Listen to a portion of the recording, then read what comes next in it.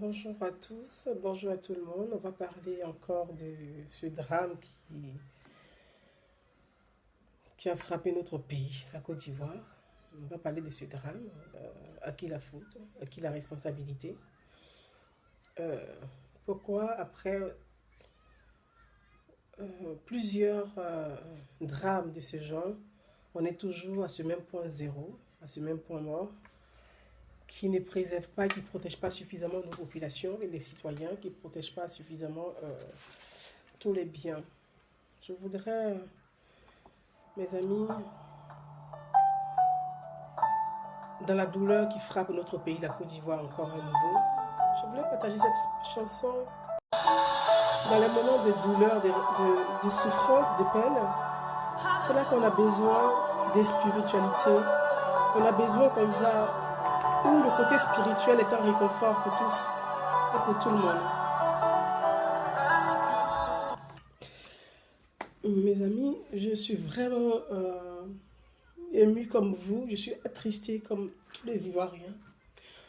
Je suis triste comme toutes ces familles qui ont perdu quelqu'un proche dans ces inondations. Et je voudrais avec vous, avant de commencer ce live, euh, observer une minute de silence.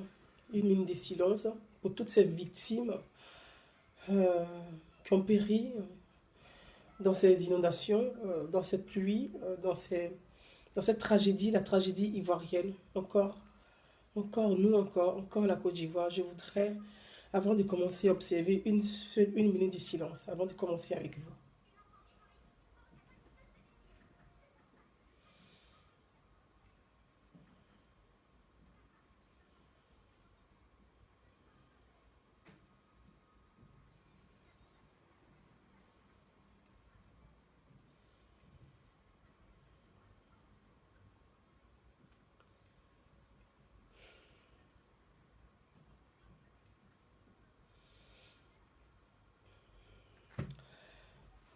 Que l'être suprême accueille toutes ces victimes dans sa grande miséricorde, que l'être suprême pardonne à tous et puis je les accueille malgré cette douleur, cette mort atroce, afin que leur âme repose en paix.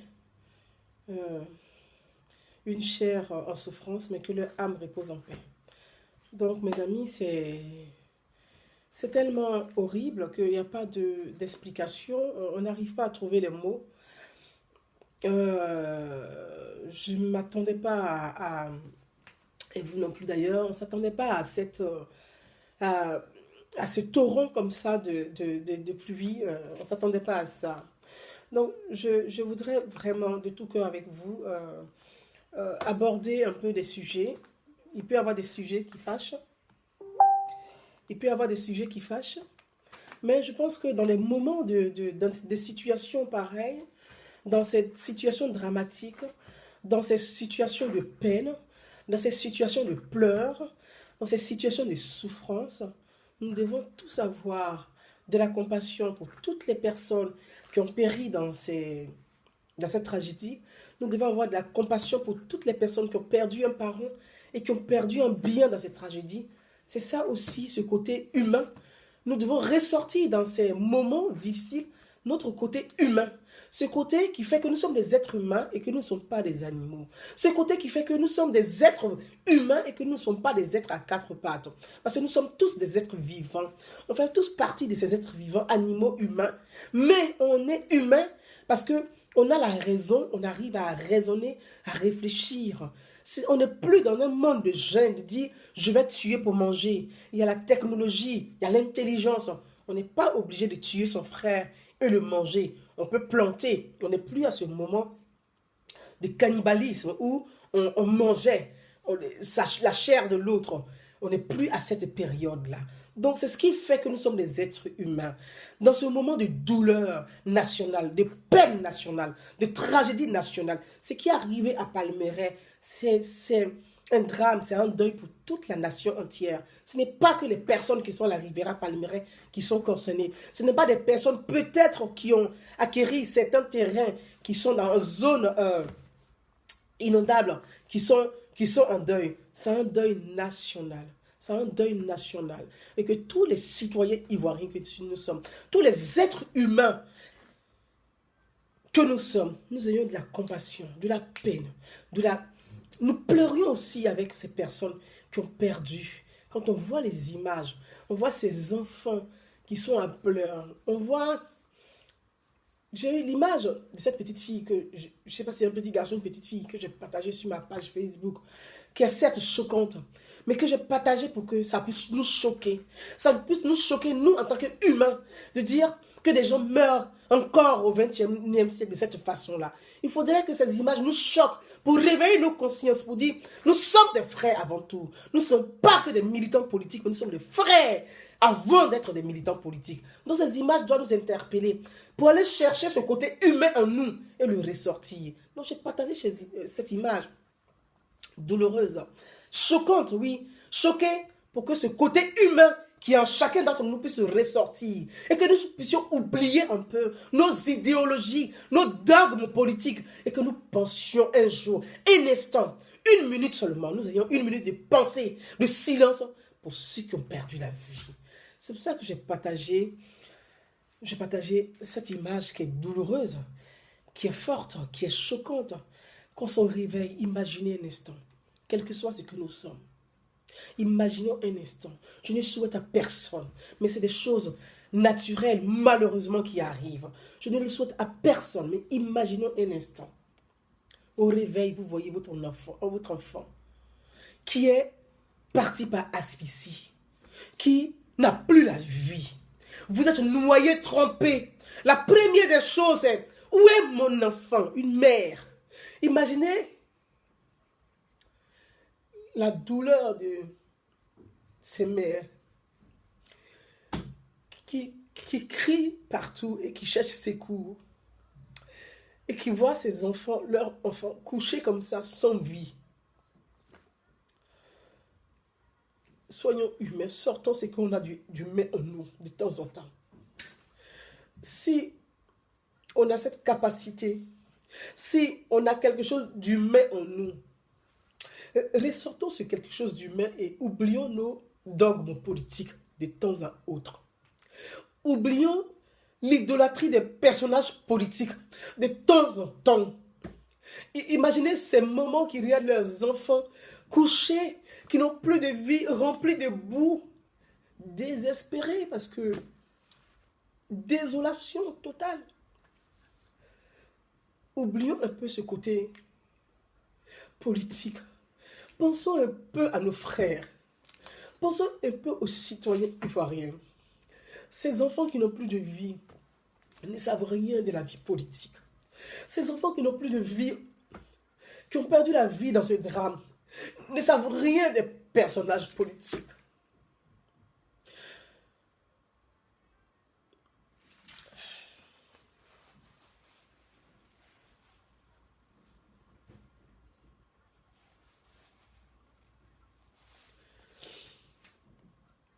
Si de temps en temps, on pouvait ressortir c'est quelque chose d'humain. Si de temps en temps, on pouvait ressortir ce sentiment qui fait que nous sommes des êtres humains et tendre la main à nos frères. Oublions un peu les personnages politiques. Oublions un peu nos querelles politiques. Et pensons un jour à la société ivoirienne. Pensons un jour à nos frères et sœurs qui, eux, ne font pas la politique. Et qu'eux en ont marre de la politique. Qui, eux, en ont marre des personnages politiques. Qui, eux, en ont marre de ces idolâtres politiques. Pensons un peu à eux. Mes amis, je ne veux pas faire... La douleur, elle est grande pour tout le monde, pour les familles. Quand on est mère, même quand on est père, quand on voit ces images, on ne peut pas rester insensible. Quand on voit ces images, on ne peut pas rester insensible. Quand on voit ce qui est arrivé à la Riviera Palmeraie, quand on voit ces gens dans des voitures qui sont restés coincés dans des caniveaux, qui ne pouvaient plus sortir des caniveaux et qui ont vu la mort venir, quand on voit ces images, on ne peut pas faire de l'amalgame. Quand on voit ces familles qui crient, quand on voit ces voitures qui se renversent, quand on voit, j'ai vu une image en direct que je ne peux même pas publier, et j'étais sur un live, et je vois des gens qui se tiennent la main, et il y a des gens qui filment derrière, de leur balcon qui filment, et vous regardez comme ça, mon Dieu, qu'est-ce qu'on a fait au bon Dieu pour mériter ça, mon Dieu?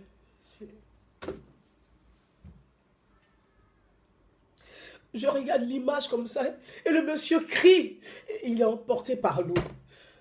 Quand on regarde ça, foutez-nous la paix avec vos personnages politiques. Il y en a marre d'eux, il y en a marre. Il y en a marre de ces personnages politiques pour qui vous n'avez plus de sentiments pour vos frères. Il y en a marre de ces hommes politiques qui vous rendent fous et vous n'avez même pas de raison pour la vie de l'autre. Il y en a marre de ces personnages politiques qui vous endoctrinent, qui vous rendent fous et aveugles. Il y en a marre d'eux. Il y en a marre de ces personnages politiques pour qui l'autre, votre frère, l'autrui n'a pas de vie, n'a pas de considération, n'est rien pour vous. Il y en a marre d'eux. Ils ne sont pas au-dessus des citoyens. Il y en a marre que vous passiez votre temps à faire de l'amalgame tout le temps. Tout le temps, à chaque instant, à chaque tragédie, à chaque événement. Il y en a marre de ces personnages. Il y en a marre d'eux. Soyez des êtres humains et non des chiens. Il y en a marre de ces personnages politiques. Quand vous voyez des images de ces gens qui crient, qui hurlent, qui appellent à l'aide et qui sont emportés par l'eau.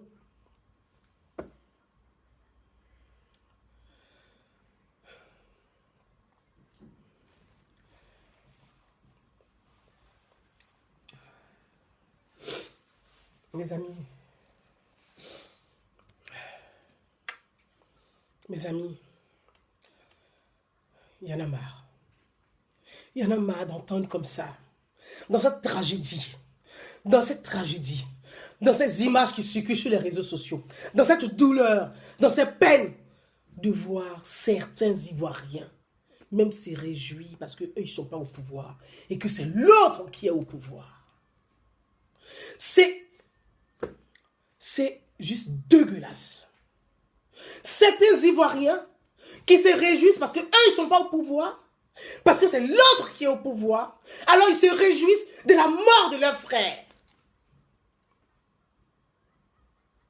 Certains Ivoiriens qui se réjouissent parce que c'est Ouattara qui est au pouvoir et que ce n'est pas eux, alors c'est bien fait pour ceux qui sont morts. Et à la fin de leur discours, il dit Dieu vous bénisse. Ils sont toujours tout simplement des démoniaques. Ce sont des diablotins. Ce sont des diablotins qui n'ont pas l'humanité en eux. Ce sont des diablotins qui n'ont pas l'humanité en eux. Tu te réjouis de voir des enfants de 3 ans mourir par noyade. Tu te réjouis de voir une petite fille de 5 ans périr dans l'inondation. Tu te réjouis de voir des familles entières disparaître dans l'inondation. Tu te réjouis de voir un côté de la Côte d'Ivoire, d'Abidjan, être sous l'eau. Parce que toi, tu n'es pas au pouvoir. Tu es un diablotin. Tu es dégueulasse. Tu es égoïste. Tu es cynique. Tu dégoûtes avec ton personnage. Tu dégoûtes avec ton idéologie. Tu donnes envie de vomir. Tu donnes envie de vomir. On te déteste, tu ne peux pas t'imaginer. Tu es détestable. Tu es détestable. Je suis dégoûté. Comment des gens qui sont des pères de famille, des mères de famille, peuvent se réjouir du malheur de d'autres mères et de d'autres pères? Comment des gens, des mères de famille, des pères de famille peuvent se réjouir du malheur de d'autres mères, peuvent se moquer, ricaner des pleurs d'une mère qui a perdu ses enfants dans les inondations? Vous êtes détestable. Vous êtes dégueulasse. Vous êtes ignoble. Vous êtes cynique. De toute façon, tout ce qu'il y a de saleté dans le dictionnaire, et vous, on a envie de vomir. Vous et vos personnages, on a envie de vomir.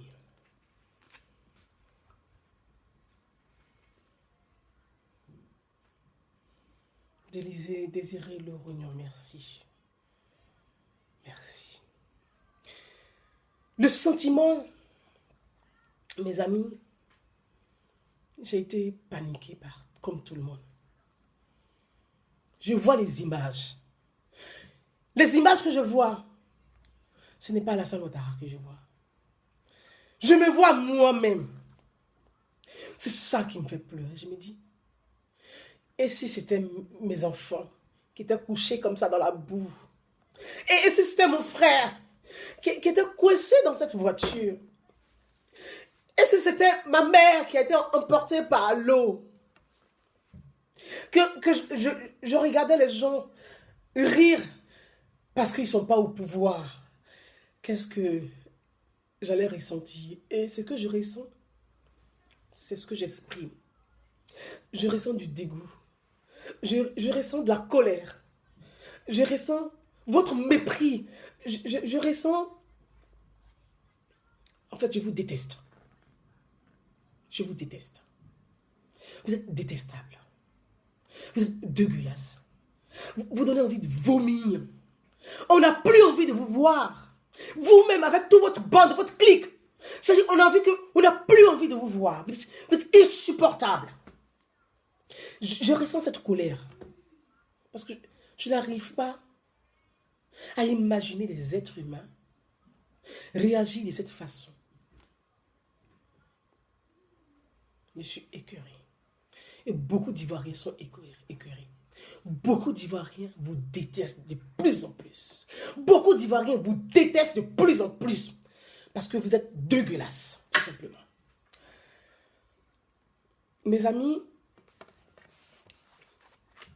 merci à tous ceux qui me suivent, merci à tous ceux qui partagent avec moi mes pleurs, qui sont aussi vos pleurs, parce que je lis certains, au fur et à mesure, je vous lis, et j'ai beaucoup de souffrances comme vous, beaucoup de douleurs comme vous. Moi, quand j'ai vu, on m'a envoyé une vidéo, j'ai vu, c'est tellement choquant, on panique de partout.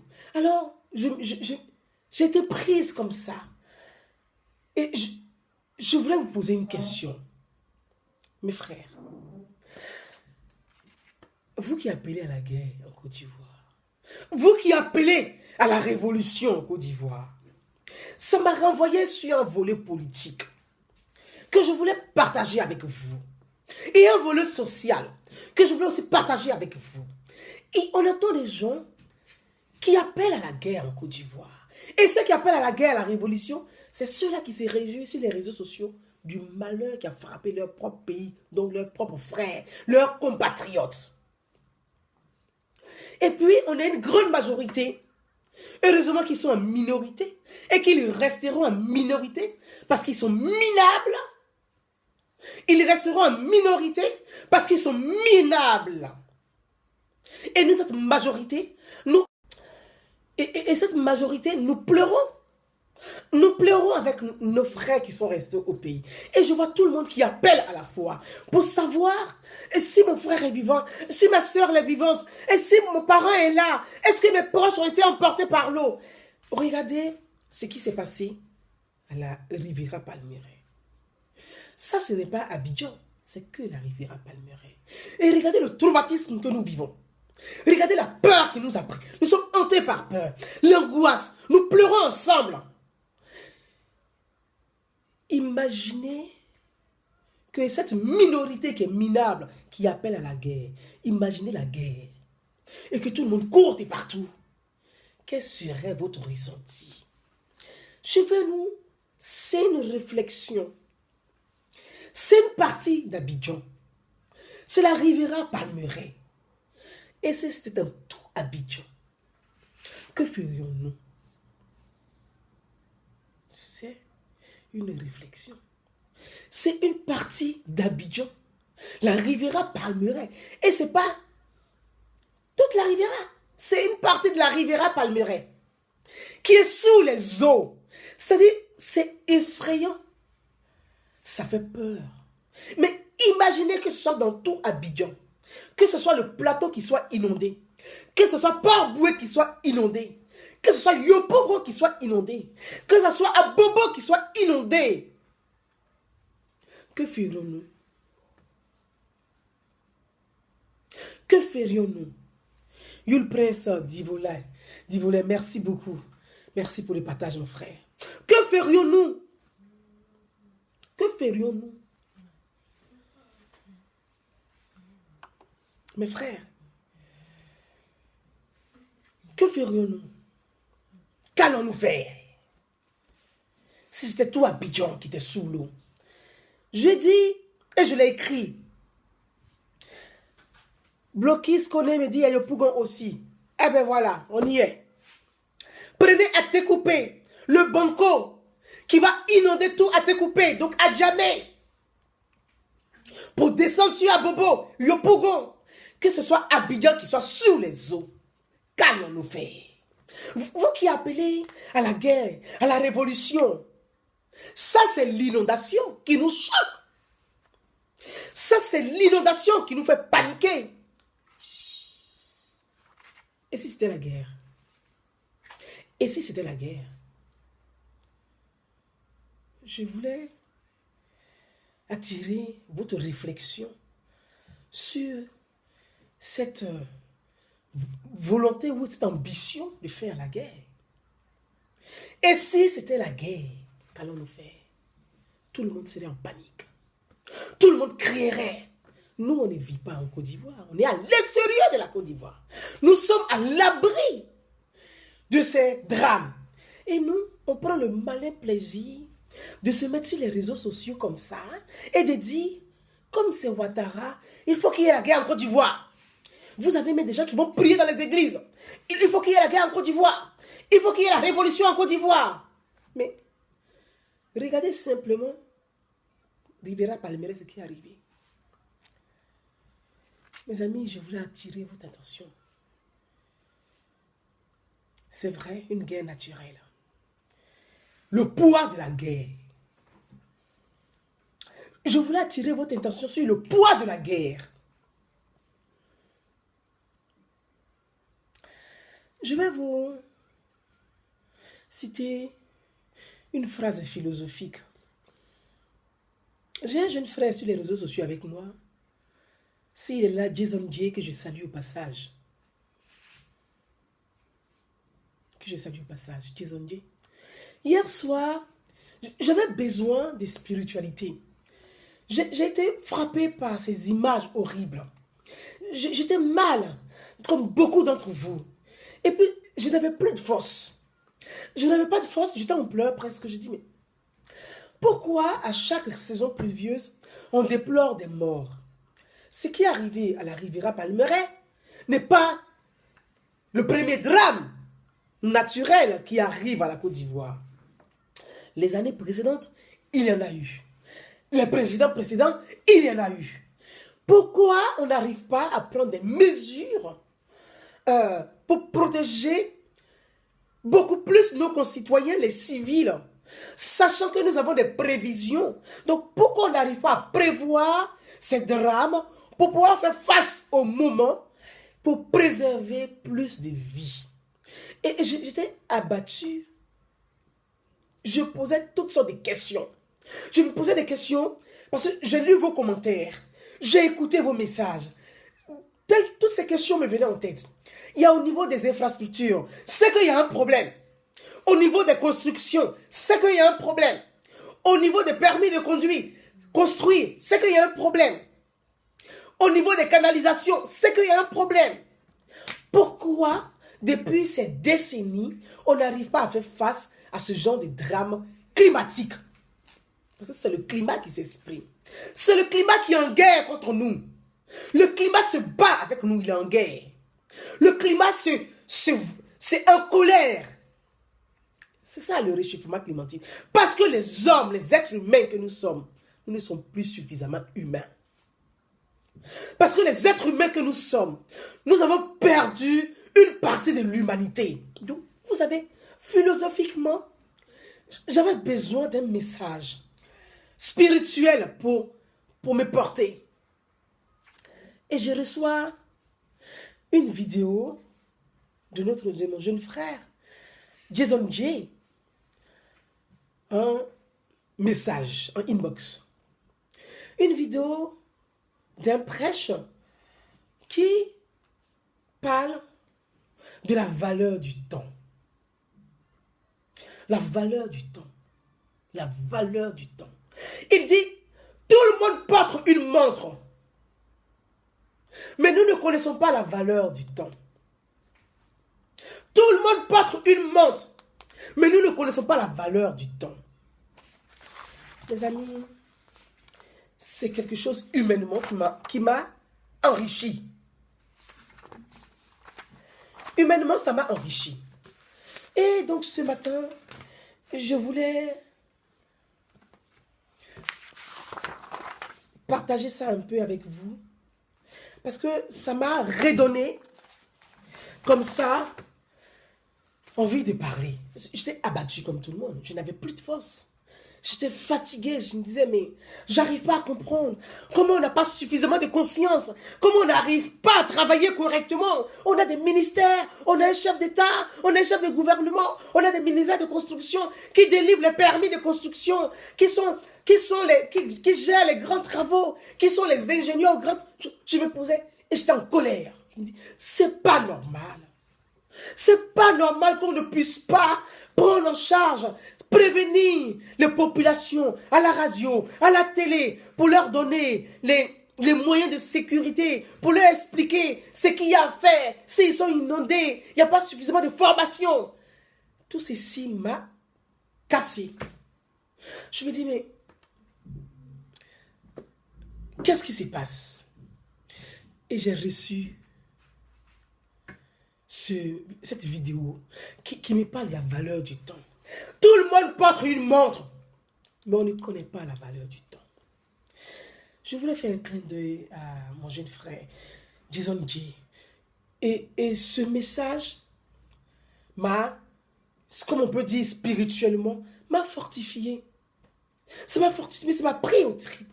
Mais je dis, Gouza Naounou, tu ne peux pas être abattu. Ceux qui ont perdu leurs enfants ont envie de regarder droit devant eux. Toi, tu es à l'abri, tu ne peux pas être abattu. C'est vrai, tu as aussi mal qu'eux. Mais eux, ils ont perdu plus que toi. Et ça m'a fortifié. Mes amis, vous qui me suivez, chacun a une montre. Connaissez-vous la valeur du temps? Chacun a une montre. Est-ce qu'on a conscience de la valeur du temps? Qui a conscience de la valeur du temps? Je voulais appeler les Ivoiriens à beaucoup plus d'humanité, à beaucoup plus de solidarité, à beaucoup plus de partage. Respectons la valeur du temps. Chaque être est unique. Chaque être est ce temps. Respectons la valeur de chaque être humain. Quand les gens sont dans un moment de deuil, de douleur, préservons-nous de garder nos idéologies politiques. Si on n'est pas capable de respecter leur temps,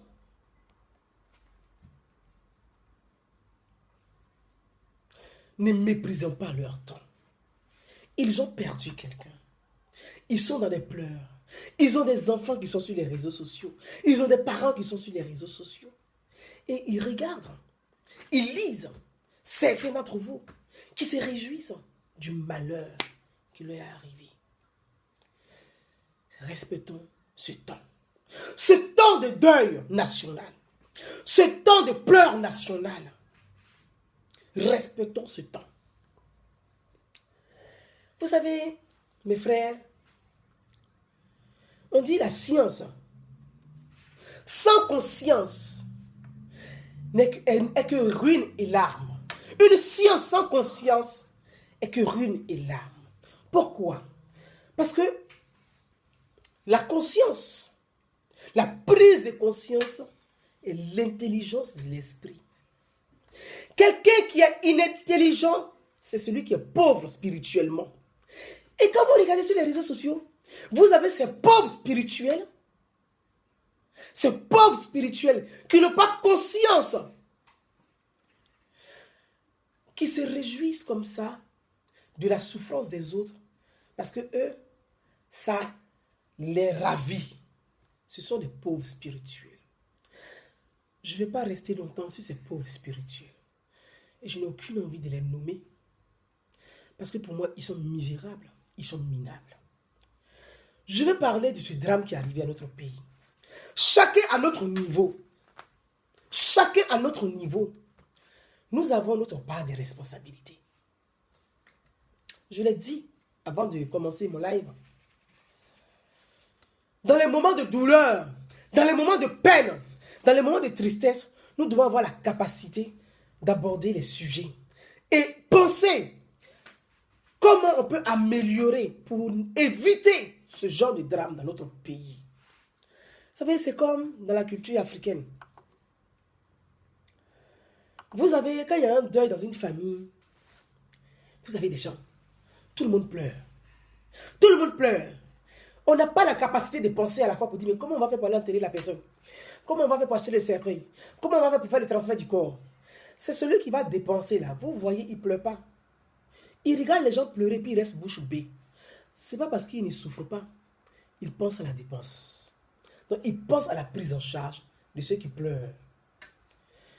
Mes amis, je voudrais que dans ce moment de deuil, même dans nos pleurs, qu'on pense à la prise en charge de ceux qui pleurent. Ceux qui pleurent leurs proches, ceux qui pleurent leur père, ceux qui pleurent leurs enfants. Qu'on pense, on ait une pensée pour eux. Et qu'on puisse s'interroger comment on peut interpeller les autorités pour prendre en charge nos parents qui pleurent, ces parents qui souffrent. Comment on peut interpeller les autorités pour leur dire de prendre dès maintenant des mesures de sécurité pour protéger tous les citoyens. Parce que chacun a sa part de responsabilité.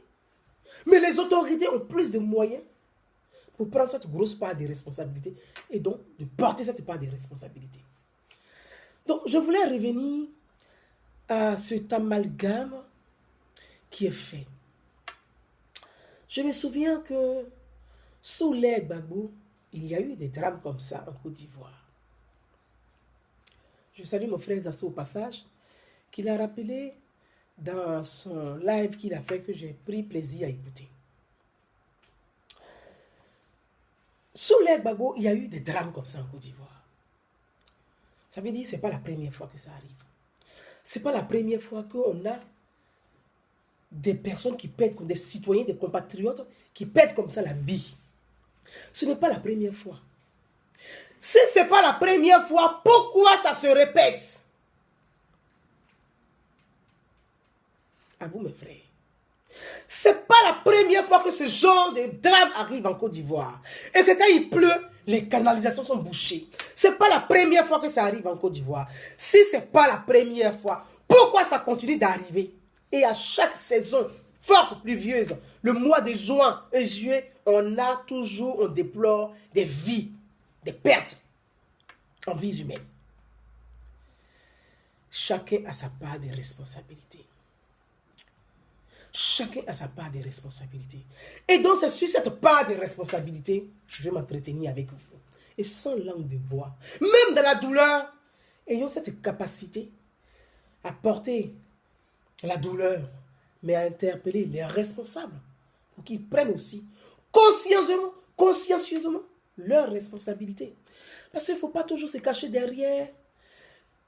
Il y a une catastrophe naturelle. Ok. Il y a une catastrophe naturelle, mais il y a une responsabilité. Et des élus, et de l'État. Et de l'État. Oui, de l'État. Il y a une responsabilité et des élus et de l'État et des citoyens. Donc chacun a une part de responsabilité dans ce qui vient d'arriver, dans ce drame qui a frappé notre pays. Chacun a une part de responsabilité dans ce drame qui a frappé notre pays. Pourquoi ça arrive toujours? Et chaque fois que ça arrive, on déplore toujours des morts et on ne fait rien pour sauver des vies. Je l'ai dit, le gouvernement précédent, il y a eu des drames comme ça en Côte d'Ivoire. Même sous Bédié, il y a eu ça en Côte d'Ivoire. Je n'ai pas la date précise, je sais que sous Bédié, il y a eu de fortes inondations où Abobo était inondé. Abobo était inondé, les maisons étaient sous l'eau. Sous Bédié, il y a eu ça en Côte d'Ivoire. Sous Babo, il y a eu ça en Côte d'Ivoire. Sous Ouattara, il y a encore ça en Côte d'Ivoire. Moi, je veux, en tant que citoyenne, poser la question et aidez-moi aussi. Et que vous, les citoyens que vous êtes, les citoyens que nous sommes, cette majorité que nous sommes, nous posions ces questions-là courageusement à nos autorités. Il faut que nous nous posions à nos autorités. Il y a le ministre de la Construction. Pourquoi ces maisons-là, quand il y a de fortes pluies, ça balaie rapidement? Donc, est-ce qu'au niveau de la construction, il y a des problèmes? On peut s'interroger. S'interroger sur, poser la question au ministre de l'urbanisation. L'urbanisation, c'est de vérifier à chaque moment les canalisations. Vérifier les canalisations, s'ils sont bouchés, s'ils sont débouchés. C'est le ministre de l'urbanisation qui est en charge de ces questions-là. Qui est en charge de ces questions-là. Il y a le ministre de la Construction, il y a le ministre le ministère. Enfin, je n'ai pas dit le ministre parce que le ministre, c'est comme si j'indexe un seul ministre. Donc, je n'ai pas indexé un ministre. Donc, je parle du ministère. Hein. Ministère de la Construction, ministère de l'urbanisation. Il y a le ministère de l'Intérieur qui, lui, est là pour veiller sur tous les citoyens. Le ministère de l'Intérieur. Si les citoyens sont bien, s'ils n'ont pas de problèmes, qu'est-ce qui se passe à l'intérieur du pays? Il y a les élus locaux. Il y a les élus locaux. Il y a le député. Parce que, renseignement, on dit, c'est Cocody, Rivera fait partie de Cocody. Donc, le maire de Cocody, le député de Cocody. Moi, j'ai une question. En tant que citoyen, la Côte d'Ivoire, il n'y a pas de société civile forte en Côte d'Ivoire.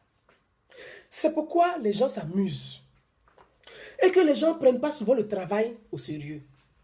Et que souvent, il n'y a pas de contrôle des ministères. Parce qu'il n'y a pas une société civile forte qui est apolitique, qui pense qu'aux citoyens. Mes amis, je vais en venir à mes propos.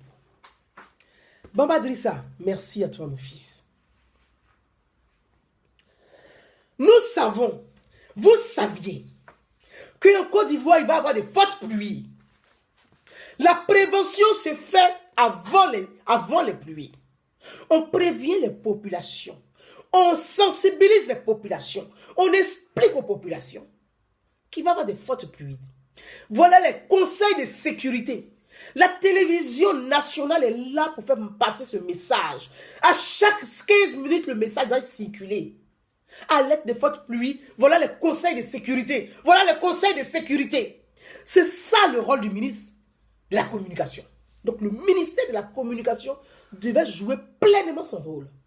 De sensibiliser les populations, d'alerter, de leur expliquer qu'il va y avoir des pluies fortes dans le pays. On risque d'avoir des inondations, on risque de déplorer les billets, c'est pas grave. Mais préservons les vies au moins. À la radio, à la télévision, c'est des messages qui doivent être véhiculés. Que de nous emmerder avec vos émissions à la con de ces midis, je n'en sais rien moi. Ou on va venir nous expliquer, elle a baisé avec le frère de son père, elle est enceinte. On peut changer tout le programme parce qu'on sait qu'il y a des problèmes. On risque d'avoir, de pleurer des morts. On risque d'avoir des fortes pluies. On risque d'avoir des dégâts des eaux. Donc, on sensibilise la population. On communique là-dessus. On explique. C'est la mairie de Cocody qui est en gestion de Riviera Palmeraie. On sait que c'est une zone inondable. Les zones inondables, la mairie, donc le maire de Cocody, depuis très longtemps avant ces pluies, devait aller voir tous ces administrés qui sont en zone inondable, trouver une salle communale ou trouver une salle de fête pour aménager la salle de fête, mettre ce qu'il y a, des matelas gonflables, pour que ces familles puissent déjà, on leur demande de quitter ces maisons qui sont en zone inondable. Quitter les maisons parce qu'il va y avoir de fortes pluies. Vous allez revenir après les pluies. Donc on prend ces familles en charge. Ça s'appelle de la prise en charge des familles. La prise en charge et la protection des populations. Donc le maire de commune, le maire de Cocody, avec le député de Cocody, devait coordonner ça. Le maire de Cocody, avec le député de Cocody, les élus des territoires, devaient coordonner ça avec le gouverneur d'Abidjan. Le gouverneur d'Abidjan, le maire de Cocody, député de Cocody, les élus de Cocody devaient coordonner ça pour protéger ces familles bien avant ces pluies. Ce n'est pas de venir vous flanquer en botte pour vous promener sur le cadavre des gens. Vous attendez toujours qu'il y ait des morts pour venir marcher en botte pour faire votre publicité.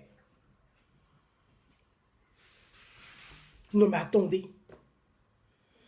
Nous allons nous constituer en société civile pour porter plainte contre l'État de Côte d'Ivoire. Parce que nous aussi on peut porter plainte contre l'État. Comme ça va arriver chez le président de la République. Il va appeler ces ministères-là. Pourquoi ils ne pas protéger ses concitoyens? Parce que parfois, vous cachez tout au président de la République. Je vous ai déjà dit ça. Vous cachez beaucoup de choses au président de la République. Dans un pays, si l'opposition ne peut pas jouer son rôle, les citoyens peuvent jouer leur rôle. Nous sommes les citoyens. Nous sommes les citoyens. Dans un pays, si l'opposition ne peut pas jouer son rôle, les citoyens vont jouer leur rôle.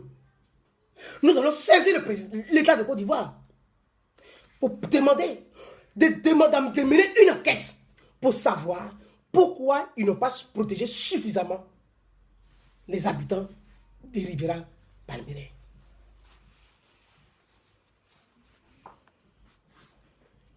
Oui.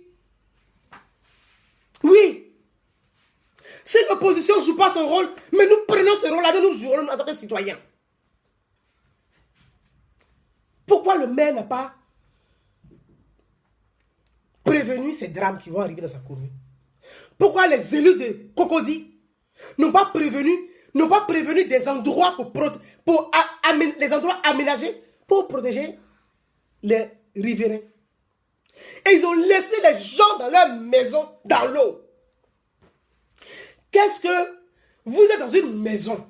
Quand vous voyez ces flux, l'eau qui est en train d'emporter les voitures, les cars, quand vous voyez ça, l'eau qui monte dans les maisons, les gens qui sont dans les maisons là, vous voulez qu'ils sortent pour aller où?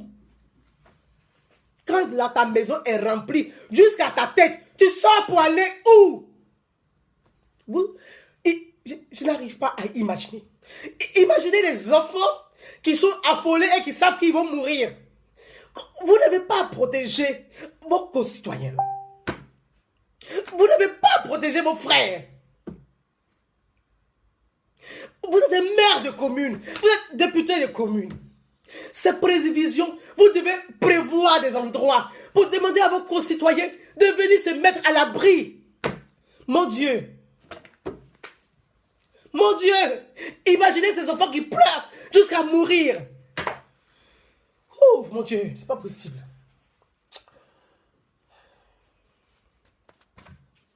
Vous n'avez pas protégé vos frères. Vous attendez leur mort, vous venez vous promener et faire des photos et faire des vidéos pour dire que vous êtes là. Mais vous êtes lâche. Vous n'êtes pas là, mais vous êtes lâche.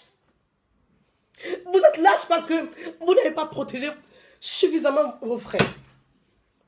On pouvait éviter ces souffrances-là. On pouvait éviter ces souffrances. Comment on peut imaginer des enfants qui sont en train de mourir sous l'eau, oh Dieu. Imaginez leurs cris.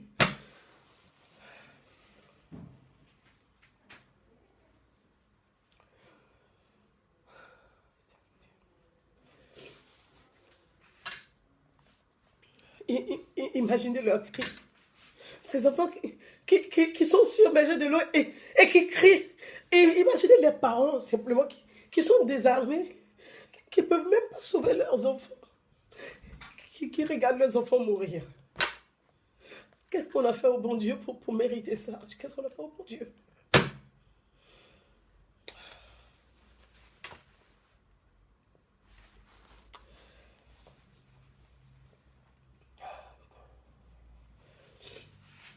Vous voyez,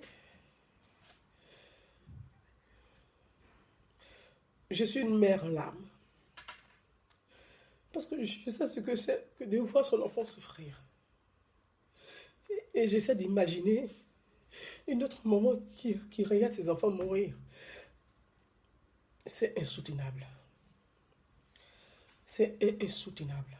C'est une souffrance. Chaque fois, les mêmes problèmes arrivent et on n'arrive pas à faire face. On a les mêmes difficultés, on n'arrive pas à faire face. On n'arrive pas à prévoir suffisamment pour éviter ce genre de drame.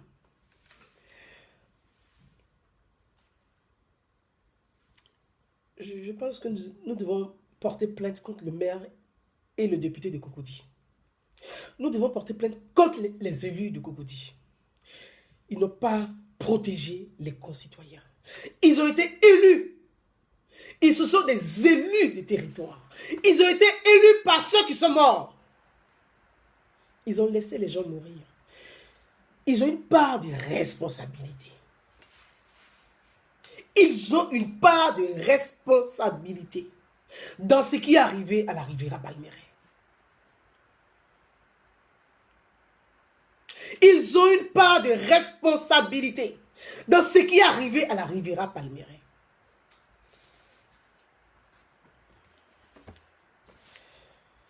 Je pense que l'État de Côte d'Ivoire doit ouvrir une enquête. Doit ouvrir une enquête.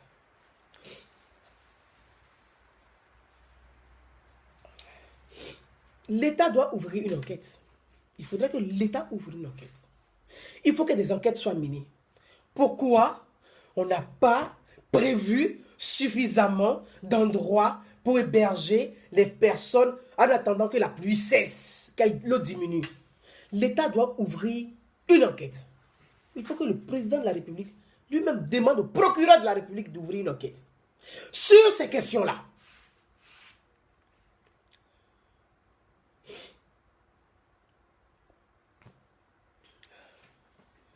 L'État doit ouvrir une enquête. Nous avons besoin de savoir pourquoi nos concitoyens ne sont pas suffisamment protégés. Tout le monde regarde ces images qui sont horribles. L'État doit ouvrir l'enquête. Ce n'est pas possible. On ne peut pas rester comme ça, les bras croisés, à attendre à chaque saison pluvieuse pour aller compter des morts. On ne peut pas rester comme ça, à chaque saison pluvieuse pour aller compter des morts. On ne peut plus continuer comme ça. L'État doit ouvrir une enquête pour savoir qu'est-ce que la commune n'a pas mis en place pour protéger ces riverains. Qu'est-ce que la commune n'a pas mis en place? Pourquoi la mairie, les élus de Cocody n'ont pas mis des centres en place pour évacuer les familles là-bas le temps de la pluie? L'État doit ouvrir une enquête parce que nous les citoyens, si l'État n'ouvre pas enquête, nous on va saisir l'État.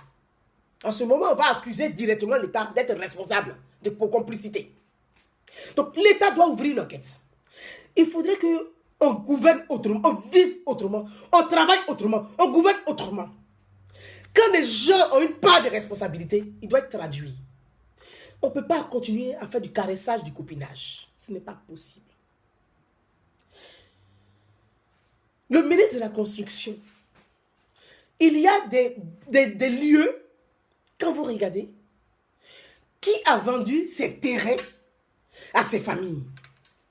Ces terrains qui ne sont pas aménagés pour la construction. Parce que quand on voit les images, il doit avoir un problème de construction. Donc l'État doit ouvrir une enquête pour qu'on puisse comprendre tout ça. Qui a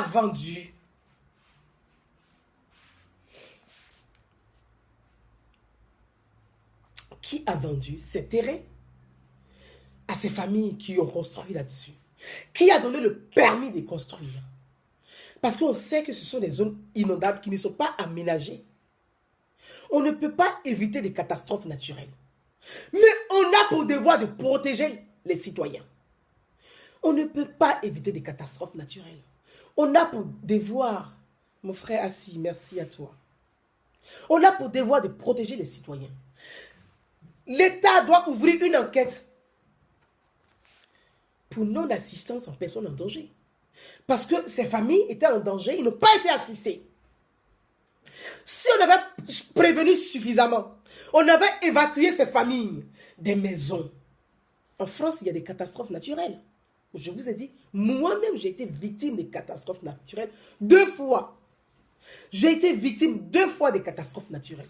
Mais on prévient les gens, la météo explique, on alerte les gens, ça passe à la télévision, tout le monde est connecté, on est préparé qu'il va y avoir des catastrophes.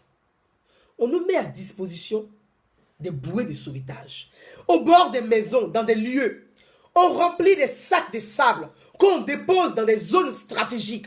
Parce que quand la personne est emportée par le courant de l'eau, parce que l'eau a une force, il sait qu'il peut se débrouiller devant, il est bloqué par d'autres bouées de sauvetage ou par des sacs. Ce sont des sacs de sable qu'on essaie. On aménage des zones stratégiques pour ne pas que les gens soient emportés par l'eau. Est-ce que ça a été fait en Côte d'Ivoire et du côté de la Riviera Palmeraie? Est-ce que ça a été fait? Ils n'ont pas assisté les gens. Ils n'ont pas suffisamment assisté les gens. Donc, cette responsabilité, chacun a une part de responsabilité. Mes frères, moi, je vais vous montrer une image. C'est effrayant. Vous avez des gros caniveaux comme ça en Côte d'Ivoire. Des gros caniveaux qui ne sont même pas couverts. Est-ce que vous vous en rendez compte? C'est-à-dire, on a des gros caniveaux qui ne sont pas protégés. Je connais ce côté, cette zone de la Riviera Palmeraie. Là, à côté de la station, en face, il y a un glacier. Il y a des gens qui ont été emportés dans ce caniveau. J'ai été à Abidjan. J'ai vu ce caniveau. J'ai dit qu'il y a un danger ici. Le jour qu'il y a inondation, les gens vont mourir. Et un large caniveau qui n'est pas protégé par des barrières de sécurité. C'est-à-dire que vous avez des caniveaux à Abidjan, il n'y a pas de barrières de sécurité. Donc quand il y a inondation, quand c'est rempli, on ne sait pas où est le caniveau, on ne sait pas où est la terre. Moi, je connais cette zone qui a été sinistrée. Cette zone-là, je la connais. La station, le glacier en face, sur la route là, il y a leur espèce de centre commercial ou centre marché où on achète des fruits et de l'eau. Mais cette zone est sous l'eau. Mais c'est normal. Les caniveaux sont ouverts.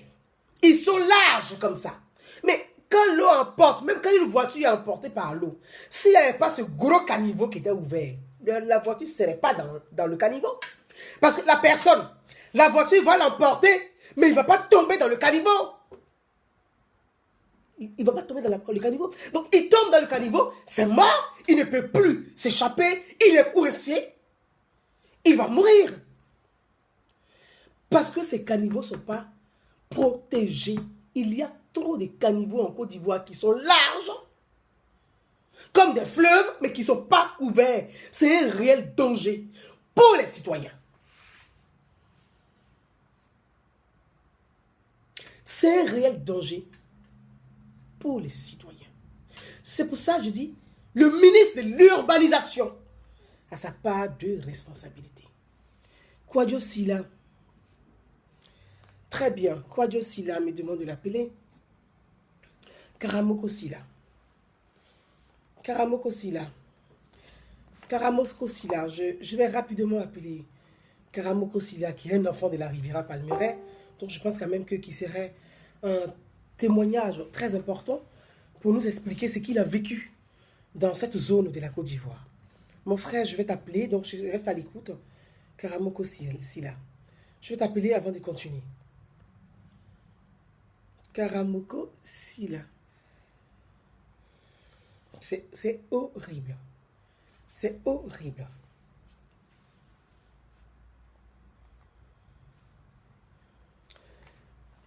C'est horrible. Karamoko Silla, je suis en train de t'appeler mon frère. C'est horrible. On ne peut pas vivre. Ok. J'espère que vous allez bien. Très bien. Je viens de voir votre message, mon frère. Je suis vraiment désolée. J'appelle le frère Karamoko Silla, qui est du côté de la Riviera Palmeraie. Karamoko Silla, s'il est là. Karamoko Silla, si tu me suis, je suis en train de t'appeler. Hein.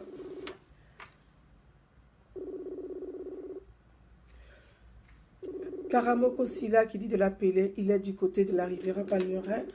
Je suis un enfant de la rivière et ça fait des années que c'est comme ça et rien ne change. Karamoko, je suis en train de t'appeler si tu es là. Ça passe pas. Bon. Karamoko, si ça passe pas, essaie de m'appeler en Messenger, je te prends tout de suite. Appelle-moi en Messenger si tu m'écoutes, Karamoko. Si tu m'écoutes, appelle-moi, je te prends, mais je vais te relancer encore. Hein. Ça passe pas.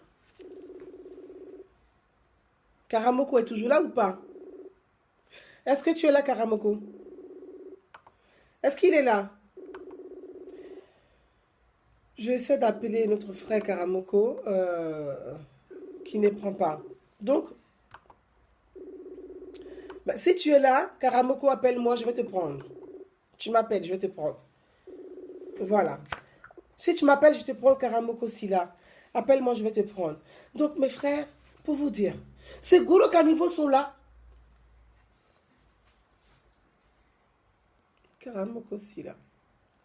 C'est Karamoko Gouza, je ne peux pas te joindre là, je suis... D'accord, ben d'accord, ça tombe très bien. Mais tu es là, moi j'essaie de te joindre. Est-ce que tu peux prendre, Karamoko? Tu es au volant, d'accord, fais attention à toi surtout. Mais est-ce que tu peux prendre, même étant au volant? Si tu ne peux pas, on se rappelle plus tard. Il conduit, d'accord, merci Jolie Dao. Donc je te rappelle après le live, on peut se parler. On peut se parler, c'est très important. Donc merci mon frère. Et puis bon courage du côté de la Riviera Palmeraie. Voilà, notre frère est en train de conduire, donc c'est ce qu'il disait. Il est en train de conduire. Donc quand vous avez des comme je vous disais tout à l'heure, il est prêt. Voilà, il faut protéger ces canalisations. Parce qu'on ne peut pas être... Vous avez des enfants de 5 ans, de 2 ans, de 3 ans, qui sont dans ces quartiers-là. Et puis vous avez des gros caniveaux comme ça. On met une planche dessus. Mais il est où le ministre de l'urbanisation pour mettre une planche sur ces gros caniveaux-là? On met une planche. C'est-à-dire, les citoyens ne sont pas protégés. Les citoyens ne sont pas en sécurité. Parce qu'une planche, c'est gros caniveau. C'est un enfant, même si ce n'est pas des fois de pluie comme ça, qu'il pleut, parce que les caniveaux sont là normalement pour faire évacuer, c'est-à-dire pour évacuer l'eau. Mais un enfant de 3 ans, de 4 ans ou de 5 ans, qui traverse, il trébuche, il tombe dans ce caniveau. Donc, il y a une question de sécurité des citoyens. Donc, le ministre de l'urbanisation a une part de responsabilité. On pouvait éviter ces gros dégâts si ces caniveaux étaient protégés. Si ces caniveaux étaient protégés. C'est pour que je parle du ministre de la Construction. Je parle du ministre de la Construction. On est dans un pays où chacun construit là où il veut. Parce que je connais quelqu'un qui est au ministère, donc je fais un business, il me donne l'autorisation, je construis là où je veux. J'ai dit tout à l'heure, chacun a une part de responsabilité. Et les citoyens, et les ministères. Mais on dit que quand le chef est mauvais, la troupe est mauvaise. Si au ministère, il y a des business qui se passent, c'est que le ministre lui-même, il y a un problème. Il faut que le ministre juste travaille. C'est que le ministre, il y a un problème. Moi, je demande, je vais finir par mon message au président de la République.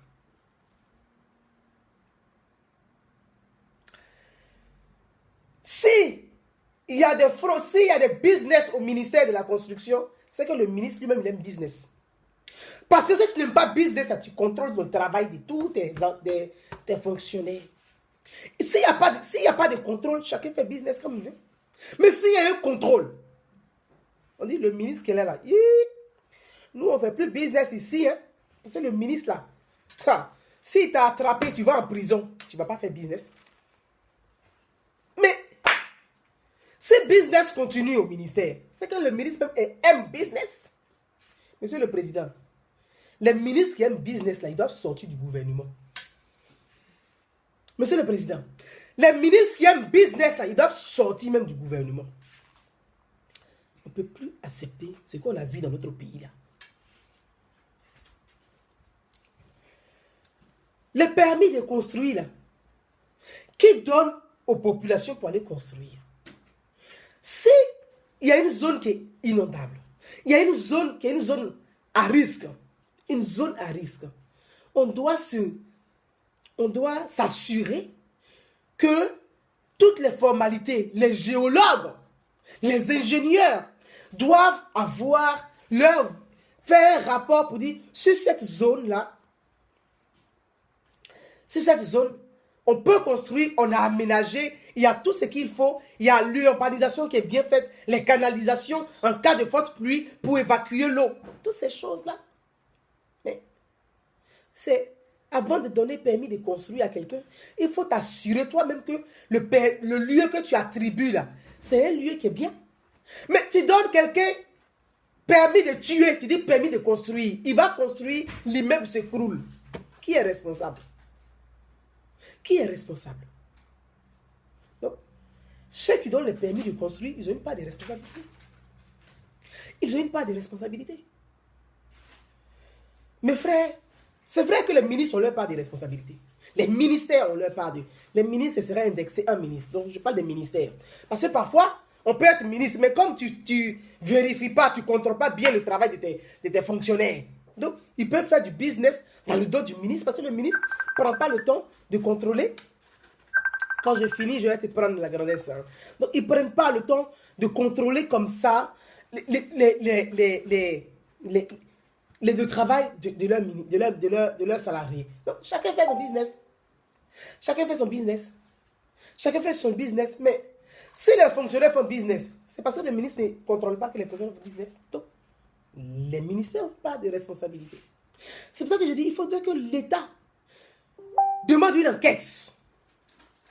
Une enquête pour savoir pourquoi les concitoyens ne sont pas suffisamment protégés dans des moments de risque. C'est catastrophe naturelle. Ce n'est pas l'État, ce n'est pas le chef de l'État qui a décrété catastrophe naturelle. Sinon, ça ne va pas s'appeler naturel. C'est naturel. Mais protéger les citoyens, les biens, c'est le devoir des ministères, c'est le devoir des élus, c'est le devoir de chacun. Venons aux citoyens eux-mêmes. Voyez, je dis, on fait souvent de la petite politique politicienne. On fait de la petite politique politicienne.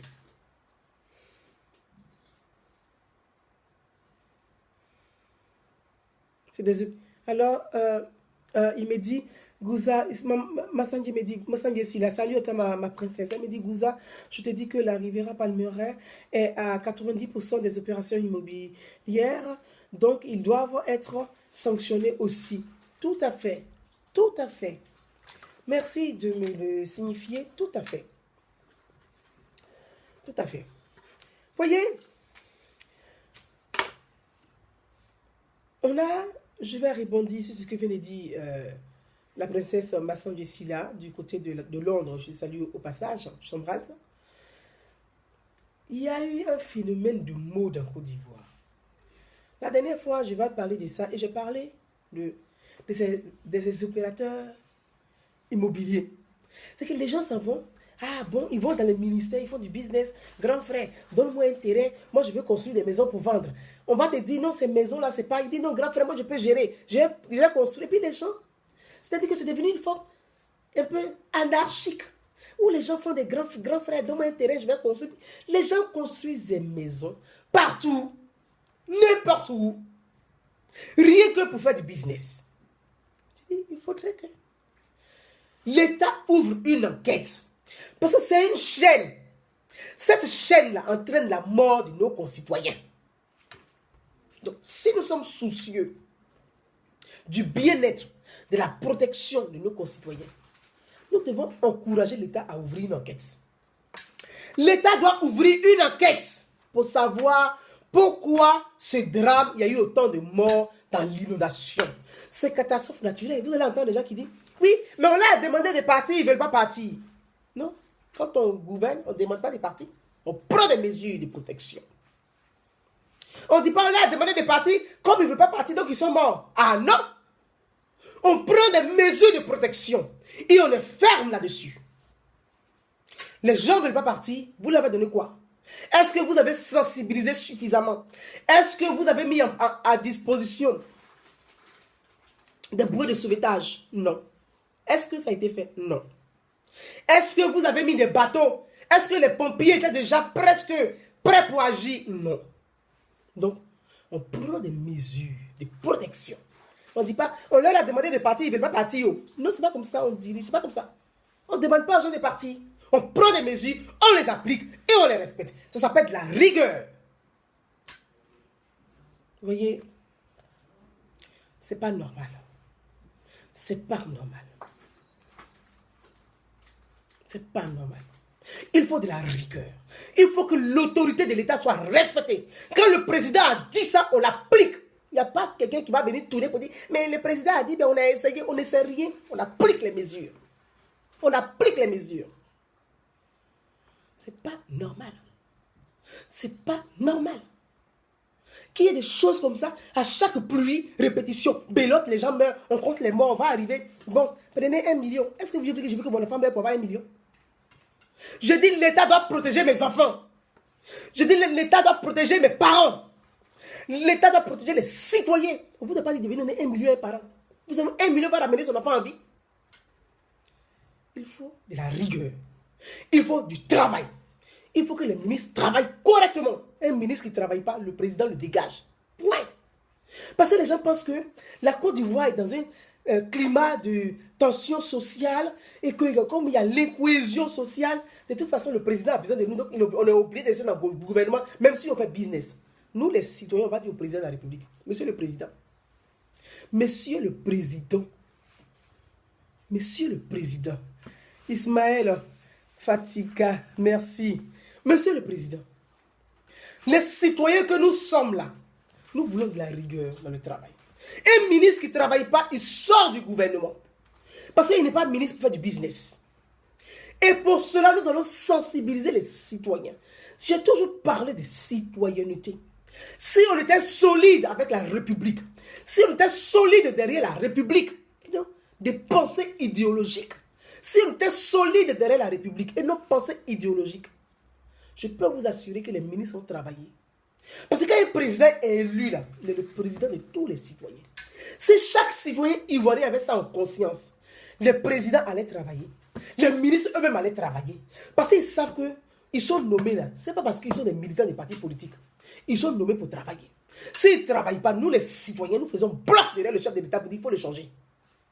Est-ce qu'on est capable, nous-mêmes en tant que citoyens, de faire bloc pour aller dire au président, il y a des ministres qui ne travaillent pas. Nous, les citoyens, là, nous souhaiterons que vous les changiez. Vous êtes sûrs qu'ils ne vont pas travailler. Donc, chacun a sa responsabilité, à son humble niveau. Chacun a sa responsabilité à son humble niveau. Vous allez voir des gens qui vont vous dire, oui, en France, il y a eu les inondations. Je vais vous dire en France comme ça se passe. Parce que vous êtes en Afrique. Mais vous ne savez pas comment ça se passe en France. Ah, c'est le frère qui m'appelle. Allô, le frère. Allô? Oui. Oui, mon frère Karamoko Sila. Oui, bonjour Gouza. Bonjour, vraiment Yako. Yako, on est du tout cœur avec vous. Yako. Merci, il n'y a pas de souci. Ah. Merci. Mais en fait, voilà, Gouza, comme je te disais, oui. En fait, moi je suis un enfant de Rivera Paduera, mais je vis à Paris. D'accord. Et tout à l'heure, j'étais au volant. Et comme tu le sais, en France, voilà, le permis de conduire avec la police, c'est 3 points. Oui, ah oui, oui. Voilà. lorsqu'on nous attrape au volant avec le téléphone, c'est 3 points. Si, en France, oui. Là, je suivais ton live parce que voilà, comme je suis au volant, en même temps, je l'ai mis en direct. Voilà, on est tout le temps connecté ici. Je l'ai mis sur haut-parleur. Et voilà, moi, ça m'a vraiment touché. Même si souvent, je ne suis pas totalement d'accord avec toi. D'accord. Voilà, au niveau politique, mais je pense que cette intervention-là, voilà, elle en valait la peine. Parce que tu sais, la rivière Palmeraie, c'est quoi? Ici, on a été inondés, nous. Tu te rappelles, au mois de mars, on a été inondés. Moi aussi, j'ai été inondé, oui. Oui, la Seine est montée. On a compté les dégâts matériels, mais on n'a pas compté de morts. Exactement. Tu sais, oui, parce qu'en mars, on a été inondé à Paris. Bien sûr, j'ai été inondé, moi aussi, 2 fois. Voilà, justement, et même, je me rappelle que tu as fait même une vidéo que tu étais inondé. Oui. Mais on n'a pas compté les morts. Non. On a compté les dégâts matériels. Et en plus, ici en France, on est tous assurés. Exactement. Tu sais, en Afrique, c'est quoi? Surtout en Côte d'Ivoire et surtout là, à la Riviera Palmeraie. Moi, j'ai grandi à la Riviera Palmeraie. Il faut dire, j'ai quitté l'Afrique à 17 ans. La Côte d'Ivoire à 17 ans, donc ce qui fait que voilà. Mais la Riviera Palmeraie, quand c'était la Riviera Palmeraie, je suis arrivé en 97 à la Palmeraie, tout était la forêt. Oui. Tu vois la rue Ministre là? Oui. Parce que, il y avait la première école maternelle là-bas, c'était la Palmeraie, c'est tout en haut de la colline. Et toute la rue Ministre, souvent il y avait la maison Rose-Marie Guiraud. Oui, oui, c'est derrière, oui, vers le marché, oui. Justement, vers le marché. Oui. Et tout au fond, en fait, avant, les opérations immobilières étaient vraiment construites de telle manière que il y avait même pas, lorsqu'il pleuvait, il n'y avait pas d'inondation.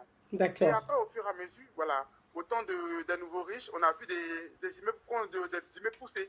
Oui. Parce qu'en fait, avant, je ne sais pas si tu vois un peu la Palmeraie. Oui. Après la rue Mini, après là où ça a été inondé, là, le rond-point. Oui, le rond-point. Après, lorsqu'on part à gauche, on a une cité. On a aujourd'hui la grande mosquée de la Riviera Palmeraie. On a l'envers le rosier. Et quand tu vois comment le rosier a été construit, tu sens que ce sont des opérations immobilières qui ont respecté les normes. Si, oui, d'accord, je vois, oui, avec les rues, oui. Voilà. Voilà. Et les rues, et avant, lorsqu'il y avait des pluies, il n'y avait pas d'inondation. Et aujourd'hui, et moi, justement, tout à l'heure, je t'écoutais, et tu as totalement raison.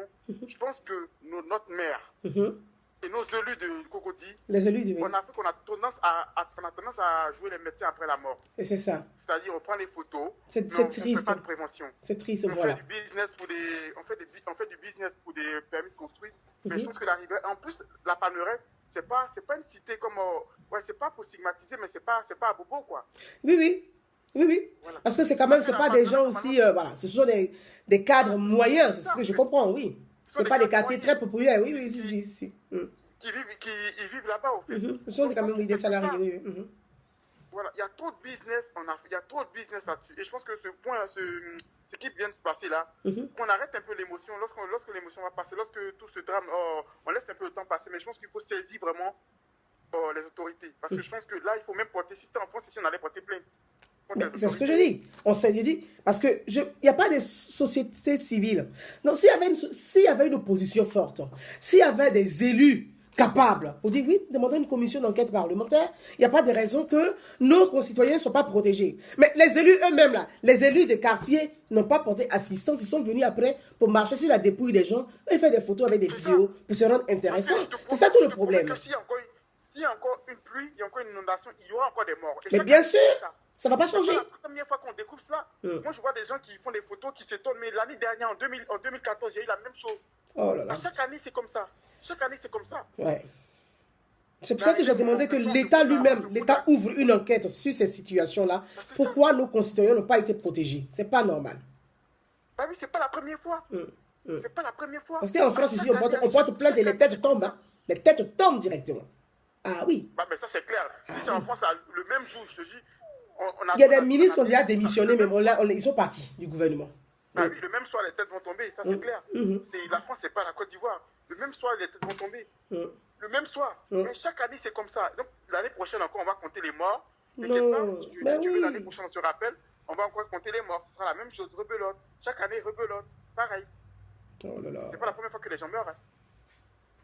Ce caniveau dont tu as parlé, là, c'est quand le caniveau de rue Ministre, et même le caniveau qui est en face des deux stations. Là, oui, il est large, il est énorme, oui. Voilà. Il y a deux stations qui se font face, et derrière, il y a un glacier. Exactement. Qui a été construit. Un très bon glacier d'ailleurs, oui. Bah justement, et là-bas, ça dure longtemps. Ça dure longtemps. Je dis, c'est pas la première fois que ça arrive. C'est pas la première fois. Chaque année, c'est pareil. Chaque année, c'est pareil. Et encore, tu verras l'année prochaine, ce sera pareil. Donc, arrivé un moment, soit on se fout de la gueule du monde, nos élus se foutent de la gueule du monde, bah oui, de la solidarité, c'est vrai, mais arrivé un moment, il faut prendre les choses, faut bien prendre les choses en amont. Ouais. Faut bien prendre les choses en amont. Ouais. Je pense qu'on va tous demander ensemble au président de la République qu'il puisse ouvrir une enquête et demander une enquête sur ces situations-là. Pourquoi nos parents n'ont pas été suffisamment protégés. À un moment donné, ça va les aider à travailler mieux. Voilà. Quand ils vont savoir qu'il y a des citoyens derrière qui interpellent le président et qui demandent même que ces personnes qui n'ont pas pu protéger puissent être sanctionnées, ça va faire bouger quand même des lignes. Parce que c'est pas possible. C'est pas possible. C'est ça, en fait, parce que nous, nos parents, ils vivent là-bas. Et aujourd'hui, c'est pas ton parent, mais demain, ça peut être ton parent. Et ça fait chaque année, c'est comme ça. Chaque année, c'est comme ça. C'est-à-dire, on vit avec une épée de Damoclès sur la tête en se disant, à chaque fois qu'il y a des pluies, s'il y a des inondations, nos parents risquent de mourir. Et là, ça va être de pire en pire parce qu'il y a des réchauffements climatiques. Et ça va être pire encore. C'est ça. C'est ça. Donc, arrivé un moment qu'on arrête de dire, bah oui, à chaque fois, on joue les médecins après la mort, mais il faut prendre les choses, il faut prendre le taureau par les cornes, comme on le dit. Si. Voilà. En tout cas. Et franchement, félicitations pour ton intervention. Voilà. Merci, mon frère. Souvent, je suis en Discord avec toi sur le volet politique, mais je pense que là, aujourd'hui, voilà. Mais là, non. Là, il s'agit de notre pays, de la République et de nos frères. On oublie la politique. Là, on parle vraiment de la politique. Merci bien, mon frère. Franchement, félicitations à toi. Et merci. Que je t'encourage, que Dieu te bénisse. Ah, merci, c'est gentil. Merci, mon frère. Adversaire politique, mais pas être borné aussi, voilà. C'est ça le but. C'est très gentil. Merci beaucoup. En tout cas, Yako, et puis on espère que le gouvernement va prendre les mesures qu'il faut. Que ton message va pas tomber dans les oreilles d'un sourd. Ah, on espère. Il faudrait qu'on le partage énormément. Merci beaucoup. Merci, mon frère. À très bientôt. Bye bye. Merci. À très bientôt. Merci à bientôt. Au revoir. Vous voyez, mes frères, donc ce que je disais, on a notre jeune frère. Merci, mon frère Karamoko Sila. Merci pour ton intervention.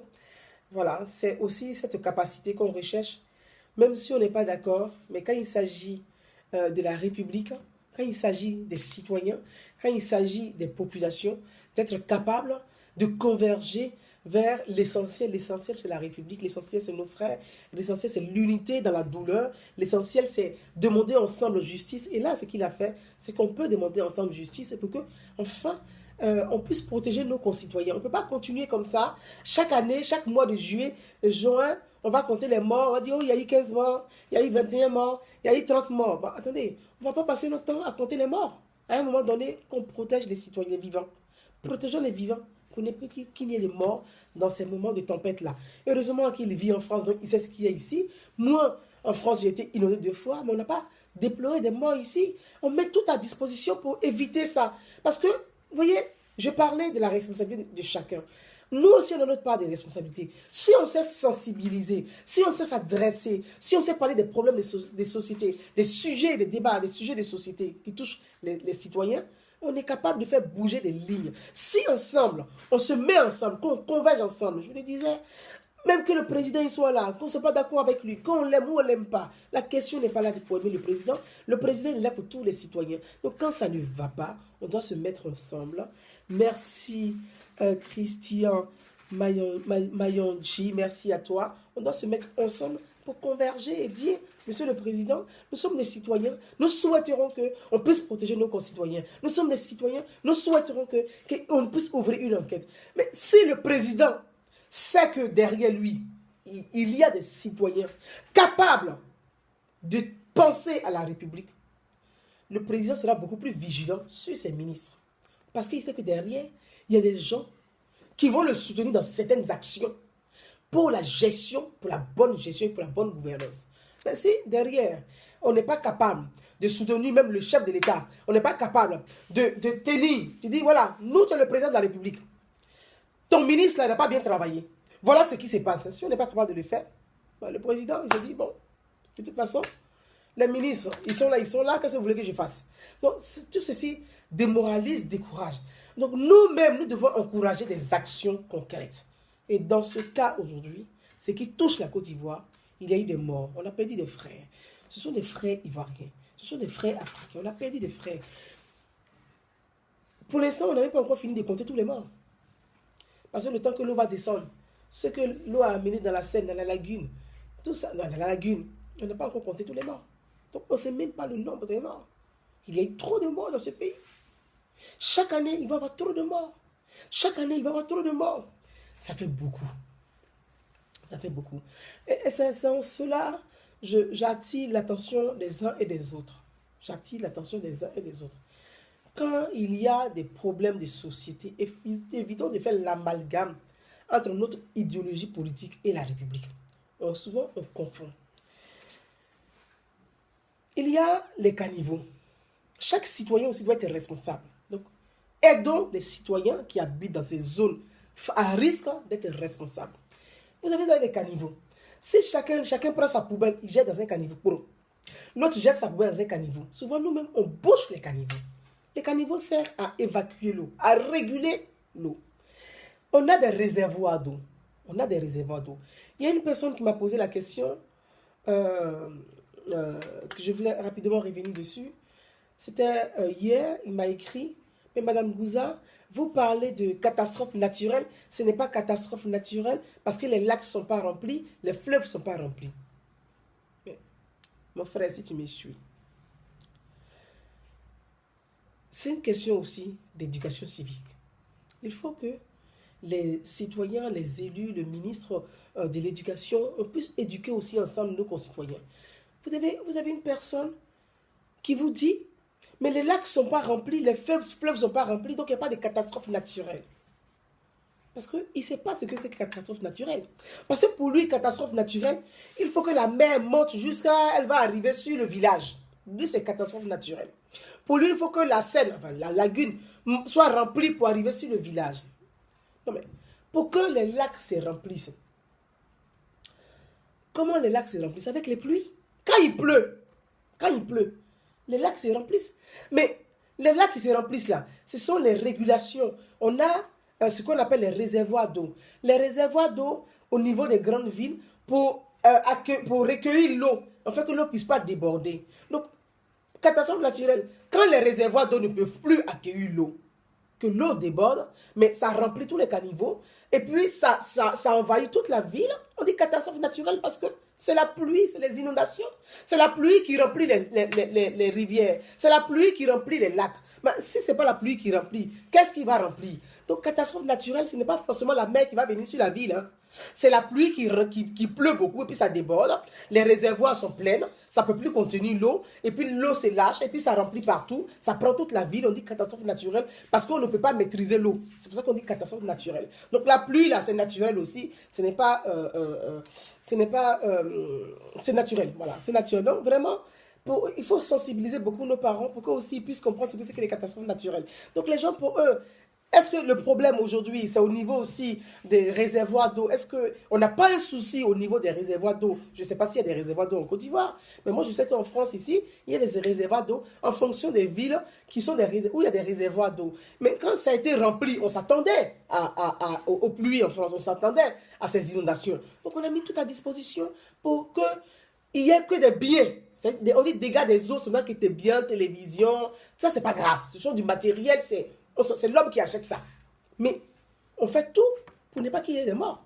Parce que s'il y a un mort dans la catastrophe naturelle en France, l'opposition se dresse contre le chef de l'État pour dire pourquoi le président n'a pas protégé, n'a pas mis des mesures en place pour protéger ses concitoyens. C'est pour ça que j'ai parlé des ministères qui doivent jouer leur rôle, des citoyens, chacun a une part de responsabilité. Et je vais terminer sur l'opposition. Vous savez, quand je parle tout le temps de ça, les gens disent, oui, tu parles de l'opposition, parce que vous avez beaucoup de fanatiques. Quand on interpelle le président, ah, pourquoi tu parles du président? Il faut parler de lui, parce qu'il travaille bien. Quand on interpelle l'opposition, ah, il ne faut pas parler de l'opposition, parce que Gbagbo est en prison. Quand tu interpelles, ah, mais, nous sommes des citoyens. On interpelle tout le monde. Voilà, on interpelle tout le monde. Nous, on n'est pas là pour faire des copinages, on n'est pas là pour faire de l'idolâtrie. On interpelle tout le monde pour le bien de la majorité. Parce que votre parti politique, là, c'est votre minorité. Nous, là, on est la majorité, on n'est pas des partis politiques. Donc, dans un pays, quand l'opposition n'est pas forte, les ministres, souvent, ils travaillent mal. Parce que c'est l'opposition là qui doit interpeller le gouvernement pour dire, oh, Dans tel domaine, ça n'y va pas. Mais si l'opposition est forte dans un pays, là, il y a des sujets qu'elle s'encapare pour interpeller l'État, pour interpeller le chef du gouvernement, pour dire nous sommes l'opposition. Il n'y a pas de raison que dans tel coin, ça ne va pas. Dans tel coin, ça ne va pas. Mais si l'opposition, elle-même est fragile, ça fait 8 ans, elle se débat. Qui va garder le parti? Qui va garder le drapeau? Qui va garder le pagne? Comment vous voulez être aussi fort pour peser sur le gouvernement pour améliorer certaines choses dans l'aspect de la gestion des citoyens? C'est à l'opposition de porter certains débats. Mais si l'opposition même est fragile, elle n'est pas forte, elle ne peut pas porter des débats. C'est que vous allez avoir des gens qui vont rester là en groupe, chacun va faire pour lui, ceux qui dansent dans les rues. C'est dans une république, il faut qu'il y ait une opposition forte. Dans une république, il faut une opposition forte. C'est l'opposition qui réveille l'État, qui réveille le gouvernement pour dire, oh, descendez sur terre. Vous avez le pouvoir, mais nous on est là. Vous avez le pouvoir, mais nous on est là. Là, ça ne va pas dans tel domaine. C'est ça, on dit une opposition. Mais vous ne faites pas ça. Des sujets, c'est-à-dire, tout, je n'arrive même pas à comprendre. Là, on entend, oui, c'est Ouattara, c'est ceci, c'est cela. Mais c'est pas ça là. La question n'est pas là.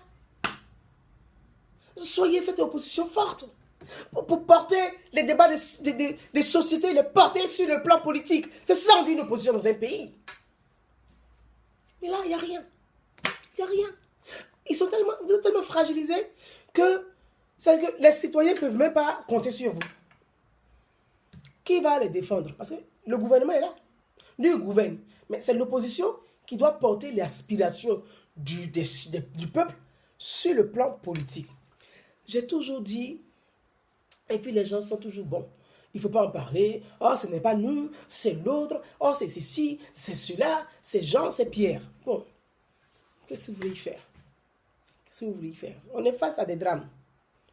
S'il y avait une opposition forte en Côte d'Ivoire, l'opposition allait saisir l'État. L'opposition allait saisir l'État. L'opposition ne peut pas saisir l'État parce qu'ils sont eux-mêmes divisés. L'opposition ne peut même pas aller même saisir l'État pour dire nous voulons une enquête. L'opposition est divisée. En France, ici, là, s'il y a inondation et qu'il y a un seul mort, l'opposition qu'on appelle les républicains, ils vont crier sur tous les plateaux télé, radio, jusqu'à le président de la République va les appeler pour dire venez en discuter. C'est ça on dit opposition.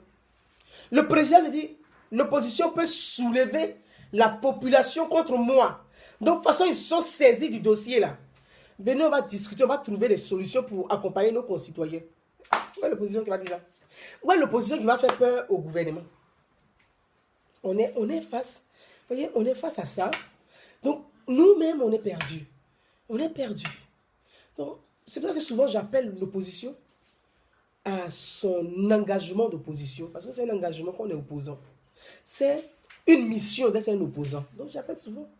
On me dit, elle n'aime pas Boudraman Sangaré, elle n'aime pas Brigitte, comment s'appelle l'autre dame là, Madame Laurignon. Mais non. Parce que ce sont des sujets, tu te dis, mais vous êtes pendant des années en train de vous tirer crêper le chignon. Vous ne prenez pas l'aspiration des populations pour les poser sur un débat politique. On se crêpe le chignon. Pendant 8 ans, vous crêpez le chignon. Vous crêpez le chignon. Pendant 8 ans. Bon, qu'est-ce que vous voulez qu'on fasse? On est là, on regarde. Et puis à un moment donné, on se dit, bon, ben, on va s'exprimer. Donc, on va s'organiser en société civile. On va porter les sujets des sociétés. Et puis, vous avez des différents militants. Pour eux, il ne faut pas toucher à Jean, il ne faut pas toucher à Pierre, il ne faut pas toucher à Paul, il ne faut pas toucher à Thérèse. Mes frères, ce qui est arrivé à notre pays est dramatique. Et en tant que citoyen, à votre nom, moi, je demande vraiment au chef de l'État, au président de la République, d'ouvrir une enquête. D'ouvrir une enquête pour que nous, en tant que citoyens, nous puissions comprendre et savoir. Je viens d'avoir une image qui est horrible.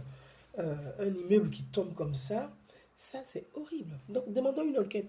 Pourquoi les élus de Cocody n'ont pas mis en place des centres d'hébergement, des centres d'hébergement équipés pour évacuer les familles en ces saisons de pluie? Pourquoi les élus de Cocody ne l'ont pas fait? Nous demandons une enquête et nous voulons savoir. Il faut une ouverture d'enquête pour que chacun puisse faire son travail dans ce pays-là. pour que chacun puisse faire son travail dans ce pays-là. Nous demandons une enquête. Comment les gens ont construit sur ces zones à risque sans aménagement? Pourquoi les gens ont construit ces zones à risque sans aménagement? Qui a donné l'autorisation à ces familles d'aller se faire tuer? Parce que c'est ça le mot qu'il faut. Ces familles d'aller se faire tuer. Qui a donné l'autorisation à ces familles pour aller construire sur ces zones à risque qui ne sont pas aménagées? Nous demandons pourquoi le ministre de l'Urbanisation, dans ce Abidjan, dans cette Côte d'Ivoire, et que des caniveaux ne sont pas protégés, ils ne sont pas couverts. Ces caniveaux sont des nids à pièges en période d'inondation. Donc les gens étaient piégés dans ces caniveaux. Si ces caniveaux avaient été protégés, avaient été couverts, il y aurait eu moins de voitures coincées dans ces caniveaux. Donc ça aussi, c'est aussi des questions. Et nous demandons une enquête. Nous demandons au président de la République qu'une enquête soit ouverte pour que dans ce pays-là, qu'il n'y ait plus autant de morts en mois de juin et au mois de juillet. Qu'en temps de saison pluvieuse, il n'y ait pas autant de morts. Mes amis, là c'est la Riviera Palmeraie, je viens de vous le dire. Et si c'était à Bobo, à Yopougon, et si c'était tout à Abidjan, qu'allons-nous faire? On allait déplorer combien de morts aujourd'hui? Un mort est un mort. Donc, des mesures doivent être prises. Nous avons besoin des mesures concrètes. Nous ne voulons pas des slogans de prévention. La prévention, ce n'est pas après la mort, c'est bien avant la mort. On prévient pour ne pas mourir. Quand les gens sont morts, on prend des mesures concrètes. Donc nous attendons aussi de la part du gouvernement des mesures concrètes pour que les gens puissent être pris vraiment en charge. Nous voulons une vraie prise en charge et que cette prise en charge soit annoncée. On a une télévision nationale où des informations ne passent pas. S'il y a une mesure qui est prise et que le président prend des mesures, ça doit être annoncé à la télévision, à la radio, pour que chaque victime sache ce que l'État met à disposition pour l'accompagner dans ces moments de douleur. Parce qu'on ne va pas prendre des mesures et puis on donne à des collaborateurs les enveloppes, eux ils cachent, ils enlèvent leur part de temps, ils ne veulent pas parler de ça à la télévision. Si l'État, si le président de la République décrète, parce qu'il faut qu'il y ait un décret de catastrophe naturelle pour que ces familles soient indemnisées et dédommagées de ce qui est leur arrivé. Pour que ces familles soient prises en charge par l'État de notre pays et que la République soit à leur côté. Mais ces mesures doivent être annoncées à la télévision et que chaque citoyen dans la région d'Abidjan, du côté de la Riviera Palmeraie, puisse savoir ce qui est mis à disposition pour les accompagner dans cette difficulté-là. Excusez-moi, va prendre ta douche, s'il te plaît, enlève-moi ça. Et que chaque famille puisse savoir vraiment ce qui est là. Parce qu'on prend des mesures, on s'assoit, on parle dans les bureaux, ça reste entre eux, ils donnent à telle personne, lui il en a pour lui dedans, donc on ne va pas parler de ça comme c'est un business, moi je ne m'en parle dedans, donc on va se taire. Comme ça, ils ne savent pas, on arrive, on dit, le président est venu, dit, vous faites yako. Le président dit, on n'a qu'à vous donner les enveloppes de 500 000 francs chacun. Non, ça doit être annoncé à la télévision. On doit savoir ce que l'État donne aux gens. Vos trucs de parler derrière où on ne sait pas là, tout doit être annoncé à la télévision. Il faut que vous arrêtiez aussi cette façon de travailler là aussi. Travaillez de façon honnête et visible. Il faut que tout soit dit à la télévision. Et chaque citoyen doit savoir ce que l'État met à disposition pour l'accompagner. Les trucs de parler dans les couloirs là, on ne veut pas de ça. On ne veut vraiment pas de ça. Monsieur le Président, les mesures qui sont prises doivent être annoncées à la télévision. Chaque citoyen doit savoir ce que vous lui apportez, ce que la République apporte pour l'accompagner. Il ne faudrait pas que ça reste en catimini et qu'il y ait des gens pour aller annoncer des petits sommes. Quand le président donne 10 millions, et il vient dire que le président a donné 1 million. Quand le président donne 2 millions, il vient dire que le président a donné 300 000 francs. Le président doit annoncer et que nous, de la diaspora, on doit savoir ce que le président a mis à disposition, ce que la République, l'État a mis à disposition pour accompagner ces familles. Il faut qu'on travaille dans la transparence. On doit être transparent. Rigueur, discipline, transparence. Il faudrait que tout le monde soit transparent. Parce qu'il y a trop de choses et ça fait beaucoup.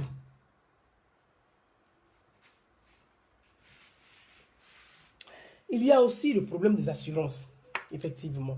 Il y a Adja qui vient de me parler Adja qui me parle de l'assurance. Il y a aussi le problème de l'assurance. C'est le moment de sensibiliser les familles, de leur expliquer l'importance d'être assuré. C'est vrai, vous savez, les parents, Si on revient à ça, en Afrique, l'assurance, les gens payent. Les gens payent pour être assurés. Nous, en France, ici, il y a des familles qui ne payent pas l'assurance, ils sont pris en charge. Il y a des assurances, ils sont pris en charge. L'assurance ne coûte pas aussi cher. Mais les familles, eux-mêmes, n'ont pas suffisamment de moyens. Donc, je pense qu'il faut réfléchir autrement pour mettre en place une forme d'assurance pour aider ces familles à s'assurer. Et que chaque famille puisse s'assurer. L'assurance, elle est importante dans ces moments-là. Ce n'est pas d'aller faire, on demande à quelqu'un qui gagne 100 000 francs par mois. Tu lui demandes d'aller payer son assurance à 700 000 francs. Il va dire, mais ce n'est pas la peine, il ne fait pas assurance. Attends, il gagne 100 000. Donc, l'assurance doit ça, le prix, parce que tout ça, c'est négocié avec l'État. Au niveau des assurances, ça se négocie avec l'État. L'assurance se négocie parce qu'en fonction des statistiques, de la moyenne, les salaires moyens des populations, je dis, les Ivoiriens, ils ont un salaire moyen soit de 100 000 francs. Donc, on adapte l'assurance et l'État prend une part. Ce n'est pas que les populations qui payent toute l'assurance, l'État prend une part de l'assurance. Parce que l'assurance, normalement, ça revient à l'État. Hein. Donc, tout ceci est une organisation et je pense que le président, il en sait beaucoup plus que moi parce qu'il a quand même géré certaines institutions. Donc, il sait ce que c'est que l'assurance et que ça va partir des projets, je ne sais pas, pour pouvoir aménager, permettre quand même à tous nos concitoyens de pouvoir s'assurer et puis en cas de sinistre comme ça, que l'assurance puisse prendre une part. Mais là, on est dans un cas de catastrophe naturelle, je le dis et je le redis. Ce n'est pas les assurances qui dédommagent les victimes dans ces cas de catastrophe naturelle, c'est l'État. C'est l'État. Que les gens soient assurés ou pas, l'État doit assurer, garantir leur protection. Donc là, dans ce cas des catastrophes naturelles, l'État va aider ces familles c'est l'État qui doit dédommager parce que c'est une catastrophe naturelle. C'est pour ça qu'il faut décréter. J'espère qu'il y aura un décret des catastrophes naturelles pour la Riviera Palmeraie et pour ces zones sinistrées. Donc il faut un décret qui veut dire l'État reconnaît que c'est catastrophe naturelle. Donc l'État s'engage à dédommager les familles, à accompagner les familles. Comment aider ceux qui ont perdu leurs proches à pouvoir enterrer leurs proches dignement. Comment aider ces familles à faire leur deuil. Il faut une cellule psychologique pour accompagner les gens. Donc il y a toute une chose. Et puis derrière, vous voyez, ce qui est déplorable, a dit tout à l'heure notre jeune frère, vous avez des images comme ça, des gens qui viennent faire de la prodada. Moi, je suis président de telle personne, je suis venu sur les lieux pour venir accompagner les gens. Mais on n'a rien à foutre, quoi, en fait. On n'a pas demandé à un président de parti de venir accompagner les gens. On veut une solidarité citoyenne. Voilà. Donc quand tu arrives, que tu sois président des partis, on s'en fout de ça.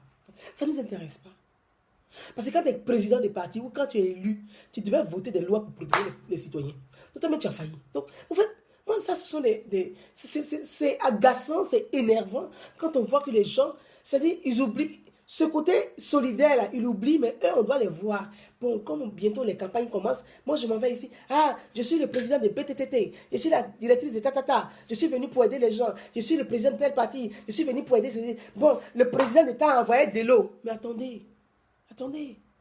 C'est une solidarité, quoi. Oubliez votre parti politique un peu. Oubliez ce que vous êtes en tant que président. Mais venez en tant que des citoyens pour pleurer avec vos frères. Ce n'est pas le lieu pour venir faire votre promotion politique.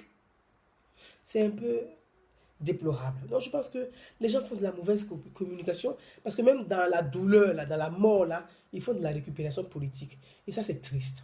C'est vraiment triste. Voilà pourquoi je voulais...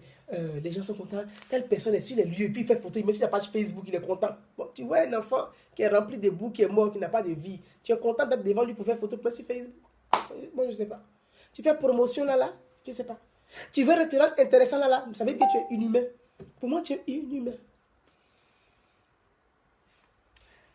Moussa Chérif, merci beaucoup. Merci, toi et ta souvenir sur le terrain. Merci beaucoup, mon frère. Moussa Chérif, merci beaucoup. Je suis en train de lire ton message que tu m'as envoyé inbox. Merci beaucoup, fiston. Merci beaucoup, frangin. Oui, c'est pas facile, c'est vrai. Il demande que sur le terrain. En tout cas, moi, j'aime beaucoup votre vision. Merci beaucoup, mon frère. Merci. Et que j'espère que ensemble, on va réussir, je l'ai toujours dit. Et que sans vous aussi, on ne peut pas continuer à avancer. C'est parce que vous êtes là, c'est parce que vous nous accompagnez, c'est parce que vous partagez avec nous. Et le fait de partager, c'est qu'on relaie derrière et puis on sensibilise un maximum de personnes. On sensibilise un maximum de personnes. Donc vraiment, on partage, on relaie derrière, puis on va sensibiliser. Donc c'est vous aussi qui portez cette sensibilisation parce que c'est vous qui relayez tous les messages. Je veux vous dire merci à vous. Et puis encore une grande tristesse, c'est une douleur pour nous tous. Yako à toutes ces familles du côté de la Riviera et qu'on espère qu'on ne va plus déplorer ce genre de catastrophe dans notre pays. On ne peut pas empêcher les catastrophes naturelles, mais on peut empêcher la perte en vies humaines. On ne peut pas empêcher les catastrophes naturelles, mais on peut protéger tous les citoyens sans distinction. Et c'est ce qui est important. Protéger, sensibiliser, prévenir. Protéger, sensibiliser, prévenir. Ça doit être notre devoir à tous. Et c'est le devoir de tout citoyen. Qu'on soit ministre, qu'on ne soit pas ministre, qu'on soit vendeur d'arachide, qu'on soit vendeur d'atiéké, on doit tous la sensibilisation nous concerne tous et chacun doit jouer son rôle à son humble niveau. Donc, je vois aujourd'hui dire aussi Yako à toutes ces femmes qui vendent. Vous voyez, c'est des milliers de familles derrière parce que comme vous avez la rue des ministres, qui tombe sur la grande voie où il y a les stations essence, il y a beaucoup de femmes les soirs qui vendent là. Donc, il y a beaucoup de commerces qui ont été emportés. Il y a beaucoup de femmes qui vont perdre aussi leur emploi. C'est une solidarité. Donc, quand il y a un phénomène naturel, c'est tout le monde derrière qui empathie et qui en souffre. Donc, on n'a qu'à rester solidaires, restons tous solidaires, essayons d'éviter un peu les amalgames et puis interpellons de façon intelligente nos autorités et n'oublions surtout pas, nous souhaiterons qu'il y ait une ouverture d'enquête et que les personnes qui ont leur part des responsabilités soient sanctionnées pour que chacun puisse comprendre ce que c'est que protéger une vie humaine. Merci à tous. Je vous dis à samedi. Merci à tout le monde, merci. Il est 19h, je vous remercie. Je salue toute la Côte d'Ivoire, je salue tous les Ivoiriens de la Riviera Palmeraie. Et puis je vous dis, on espère que toutes ces personnes qui sont parties là-haut, qui ont perdu la vie et que l'être suprême les accueille dans les meilleures conditions et que les accueille dans sa grande miséricorde. Merci à tous. Bye bye. À samedi. Au revoir. Merci. Merci beaucoup. Merci à tous.